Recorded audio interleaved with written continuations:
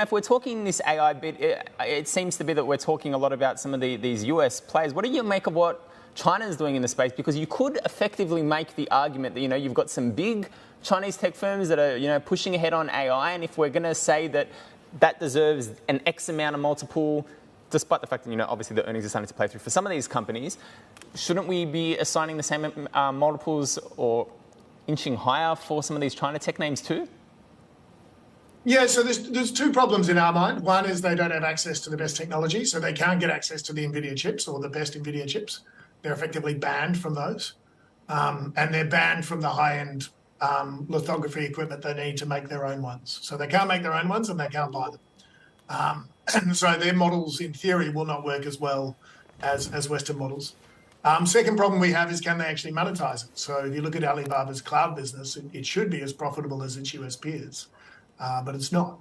And it's not because, they're either not allowed to charge for it or don't charge for it, but it's just not as profitable. And so from that point of view, those two things sort of suggest that for us, there's better opportunities outside of China today. But can I just ask you something that you just something that you just said? If we're talking about AI, right? You said that it won't work as well in China because they don't have access to all of the high-end chips, and even putting aside some of their plans, like the 47.5 odd billion that we heard that they're looking to invest in the sector on top of everything else that they're investing.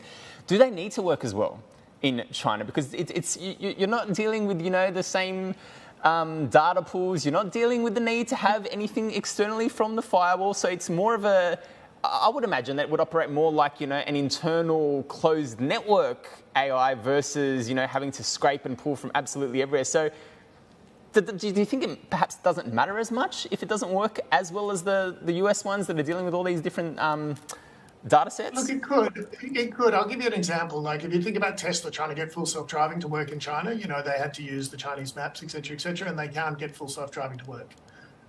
Or they can't get it to work as well as it does outside of the US, and so outside of China. And so from that point of view, they can't charge for it. Does that make sense? So consumers are smart. They'll only pay for something that's actually going to make their life different. If AI doesn't make your life different, then no one's going to pay for it. And so, yes, it might be better, but you won't be able to charge as much for it. So I gave you the Tesla example. I could give you a bunch of others. And so, yes, I get what you're saying, but ultimately, go back to what I said before. A lot of money is being spent here. There's going to have to be a lot of revenue at some point.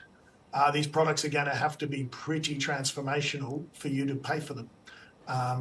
Big tech companies think that's going to happen. That's why they're investing in it.